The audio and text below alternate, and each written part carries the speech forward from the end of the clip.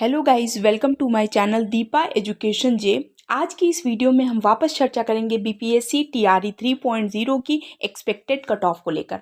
तो मैंने आपको पहले भी बता दिया था कि जब तक रिजल्ट नहीं आता है तब तक एक्सपेक्टेड कट ऑफ का वीडियो आपने बहुत सी वीडियोस देखी होंगी, आप ये वीडियो भी देखिए। पर आज की इस वीडियो में एक्सपेक्टेड कट ऑफ से रिलेटेड और उसके से भी ज़्यादा इम्पॉर्टेंट कुछ वीडियोस, कुछ पॉइंट्स मैंने आपको बताए हुए हैं। तो वीडियो को लास्ट तक देखिए, आपका जो भी पॉइंट ऑफ व्यू है उसे बताने का प्रयास करिए। आप क्या चीज़ सोच रहे हैं, क्या चीज़ समझ रहे हैं के बारे में बताइएगा।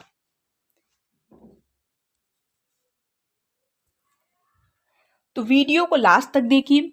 आप पॉइंट्स को देखेंगे तो आप समझेंगे कि मैं वीडियो के माध्यम से आपसे क्या कहना चाह रही हूँ। तो वीडियो को लास्ट तक देखिए। अगर सेशन पसंद आए, मेरा कंटेंट पसंद आए, मेरी मेहनत पसंद आए तो प्लीज़ चैनल को लाइक करें, सब्सक्राइब करें, शेयर करें। Let's start. तो सबसे पहले मैं यहाँ पर आपको बता देती हूँ कि छठ महापर्व की समाप्ति के बाद बीपीएससी 3.0 का रिजल्ट कभी भी जारी हो सकता है। आपको पता है कि बिल्कुल छठ जैसा महापर्व जो है अभी हाल ही में बीता हुआ है। और सबसे पहले बताया गया था कि प्राइमरी का रिजल्ट यानी 1 to 5 का रिजल्ट, उसके बाद 6 to 8 का रिजल्ट निकलेगा, क्योंकि 1 to 5 का रिजल्ट और 6 to 8 ये दोनों का रोस्टर बीपीएससी के पास पहुंच चुका है और अब बीपीएससी इसका रिजल्ट कभी भी निकाल सकता है। ठीक है, ये पॉइंट मैंने आपको पहला पॉइंट बताया हुआ है और इस विषय में मैंने पहले भी चर्चा कर चुकी हैं। ठीक, अब इसका रिजल्ट कभी भी निकल सकता है। यानी ये ध्यान में रखिए कि जिन बच्चों ने बीटीसी किया हुआ था, आपको पता है कि टीआरई 1.0 में रिजल्ट निकलने के बाद से ये स्टेटमेंट को, ये फैसला सुनाया गया था कि बीएड वाले अभ्यर्थी जो हैं वो प्राइमरी में प्राइमरी का एग्जाम नहीं देंगे, यानी उन्हें प्राइमरी से आउट कर दिया गया था। तो ये 1.0 के बाद से हुआ था। यानी अभी भी आप अगर देखा जाए तो 2.0 में मोस्टली वही बच्चे बैठे थे जो बीएड किए हुए थे और जो 1.0 से निकले थे, जिनका सिलेक्शन हो भी चुका था, वो भी बाहर हो चुके थे। और 3.0 में भी मोस्टली वही बच्चे 2.0 के वही अभ्यर्थी बैठे हुए जिनका सिलेक्शन 1-2 नंबर से नहीं हुआ और जिनका सिलेक्शन बहुत कम, अधिक नंबर से या कम नंबर से, कुल मिला के वही 1.0 वाले और 2.0 वाले अभ्यर्थी जो हैं वो 3.0 में बैठे हुए हैं। ये सारा पॉइंट मैं जो है आपको अपने बेसिस पे नहीं बल्कि कम से कम 70 से 80 स्टूडेंट से पूछताछ करने के बाद से ये बना रही हूँ। आप जब भी ये वीडियो को देखेंगे तो आप समझेंगे कि हाँ, मैं क्या कहना चाह रही हूँ और क्या समझाना चाह रही हूँ। ठीक, ये तो हो गया रिजल्ट निकलने का। अब देखिए, रिजल्ट को लेकर बहुत सी भ्रामक धारणाएं, पहली चीज बता देती हूँ कि बहुत सी भ्रामक धारणाएं जो हैं अलग अलग वीडियो के माध्यम से, अलग अलग शॉर्ट्स के माध्यम से आपको दिखाई जा रही हैं। ठीक है, मैंने भी देखी हुई हैं, पर मैं देख के बता रही हूँ कि ऐसी भ्रामक धारणाओं से आपको बिल्कुल दूर रहना है, क्योंकि ये सारी भ्रामक धारणाएं क्या है, गलत दी हुई हैं। जब भी आप भी देखते हैं कि जब किसी भी आयोग के माध्यम से कोई रिजल्ट निकलने को होता है तो उस रिजल्ट निकलने से पहले बहुत से वीडियोस, बहुत से यूट्यूबर, बहुत से शॉर्ट्स बनाने वाले व्यक्ति क्या करते हैं कि किसी भी तरीके का, किसी भी गलत स्टेटमेंट को लेकर एक वीडियो और एक शॉर्ट्स बना देते हैं, जिससे बहुत ही ज़्यादा स्टूडेंट क्या होते हैं, भ्रमित हो जाते हैं। और भ्रमित होने का मतलब ये होता है कि आप उस वीडियो के माध्यम से उन्हें भ्रामक धारणाएं देते हैं। ऐसी भ्रामक धारणाओं से आपको बचकर रहना है। क्यों? क्योंकि क्या हुआ है कि बीपीएससी ऐसी किसी भी भ्रामक धारणाओं का कोई भी समर्थन नहीं करता है। आपको मैं एक बार फिर से बता देती हूँ कि बीपीएससी के माध्यम से या कभी भी कोई भी आयोग कोई भी परीक्षा कराती है, जैसे कि आरओ का परीक्षा हुआ था, उस परीक्षा को रद्द कराया गया। क्यों? क्योंकि बताया गया कि परीक्षा क्या कर ली गई थी, लीक हो गई थी। तो उसके लिए क्या किया गया था, उसके लिए बच्चे जाकर आयोग के पास बैठे, बात के, धरना प्रदर्शन सारा कुछ किया गया। उसके बाद से उस परीक्षा को अमान्य घोषित किया गया कि हाँ, ये परीक्षा में क्या हुई है, धांधली हुई है। तो आयोग जब आपके इस स्टेटमेंट को, आपके इस प्रदर्शन को, आपके धरना को जब स्वीकार करता है तो वो मानता है कि हाँ, इस तरह की धांधली या इस तरीके का गलत कार्य हुआ है। तो जब वो एक्सेप्ट कर रहा है तो इस तरह की भ्रामक धारणाएं किसी भी तरीके की माध्यम से जो निकाली जाती है वो पूरी तरीके से गलत है। और ऐसी भ्रामक धारणाओं से आपको दूर बचकर रहना है, क्योंकि आयोग ही जब ऐसी कोई धारणाएं निकलती हैं तो आयोग खुद भी बताता है कि ऐसी भ्रामक धारणाओं से आपको क्या करना है, दूर रहना है। ठीक है, बचकर रहना है। ठीक है, ये हमारा दूसरा पॉइंट हो गया।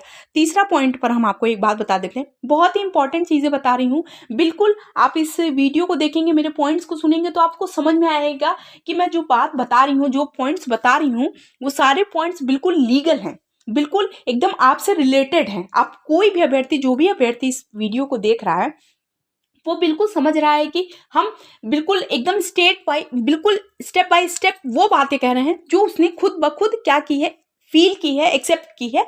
ठीक। तो परीक्षा ये 3.0 की जो थी वो लीक हुई थी। आपको ये बता दी हूँ कि 15 मार्च को ये परीक्षा कराई गई थी और 15 मार्च के बाद से 17-18 मार्च को ये सूचना आई कि इस परीक्षा को रद्द किया जाता है और अब अगली बार इसकी परीक्षा कराई जाएगी। ठीक।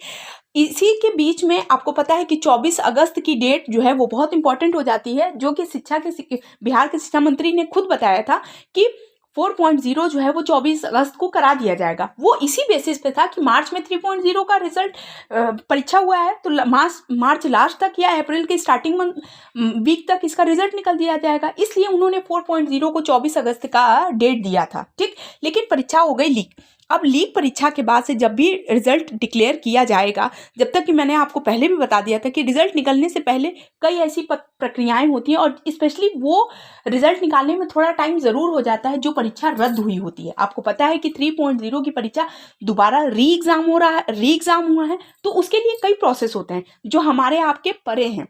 कुछ ऐसे प्रोसेस होते हैं, कुछ एक ऐसे लेटर्स होते हैं जिनको निकालना, जारी करना, फिर उसके आयोग के माध्यम से उस बात को बिल्कुल एग्री कराना, ये सारे बहुत से ऐसे प्रोसेस होते हैं जिसके माध्यम से क्या होता है कि रिजल्ट को निकाला जाता है। यानी रिजल्ट ऐसा नहीं कि आपने एग्जाम दिया और अगले दिन रिजल्ट निकल जाएगा, नहीं, ये पॉसिबल नहीं है।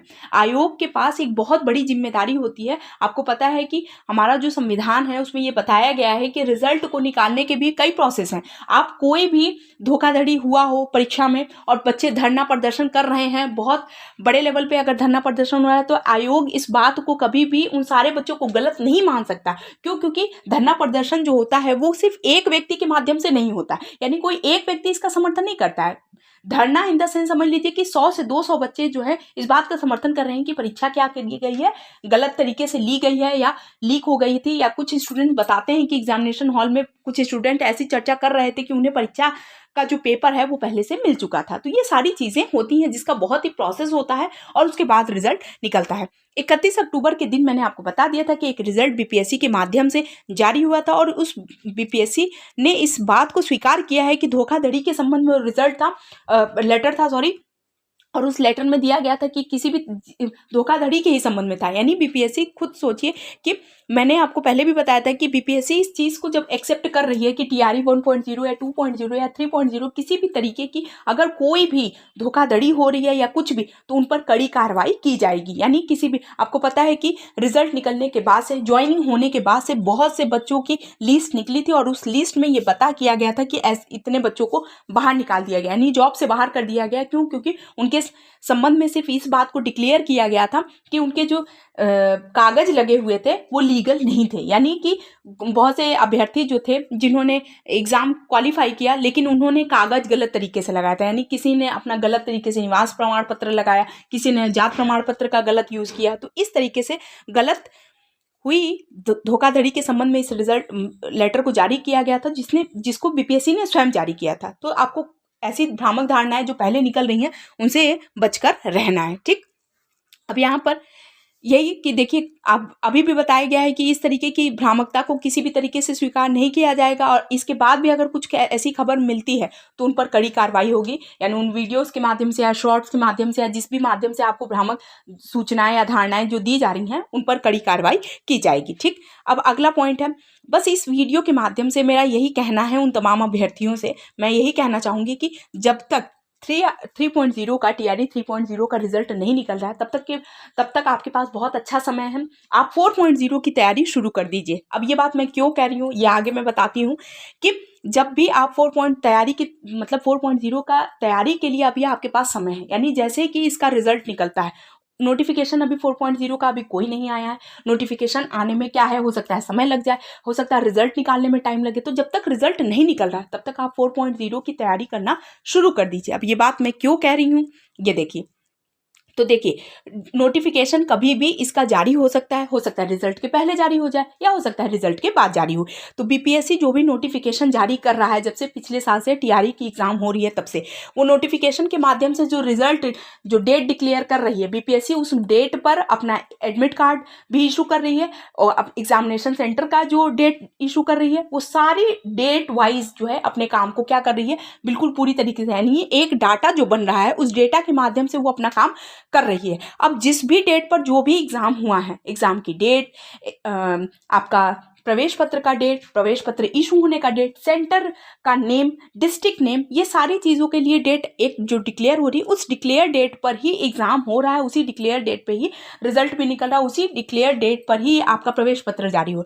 तो जब तक आपके पास इतना समय है कि आप 4.0 की तैयारी अच्छे से कर सकते हैं, क्योंकि 3.0 में आप तैयारी कर रहे हैं, आपने तैयारी करके एग्ज़ाम दिया, तो आपके पास तैयारी कर चुके हुए हैं, तो आप उसको रिवीजन करने के प्रोसेस में ला दीजिए। क्यों? क्योंकि लास्ट मोमेंट पे क्या होता है कि टाइम आपके पास नहीं होता है, तो अभी भी आप बहुत अच्छी से तैयारी कर सकते हैं। अब ये बात मैं क्यों कह रही हूँ यहाँ पर बता देती हूँ कि एक बात जो मैं बिल्कुल स्पष्ट रूप से कह देना चाहती हूँ, वो ये है कि प्रत्येक अभ्यर्थी ये बात जानता है कि उसका एग्ज़ाम कैसा हुआ है। ये 3.0 के साथ साथ 2.0, 1.0 जो भी परीक्षा, जो भी आप भारत में किसी भी राज्य के हों, किसी भी राज्य की कोई राज्य की ही परीक्षा अगर आपने दी है, तो आपको पता है कि आपका एग्ज़ाम कैसा हुआ है। जैसे हम ग्रेजुएट होते हैं, ग्रेजुएशन में होते हैं या इंटर में होते हैं या 10th में होते हैं, तो हमें पता होता है कि हमारा एग्ज़ाम या हमारा टेस्ट, ये सिर्फ एक अभ्यर्थी बहुत अच्छी तरीके से जानता है कि उसका रिजल्ट कैसा आएगा, क्योंकि उसका एग्ज़ाम कैसा हुआ है, सिर्फ और सिर्फ एक अभ्यर्थी जानता है। उसके बाद बहुत से अभ्यर्थी इस बात को पहले भी एक्सेप्ट कर चुके होते हैं।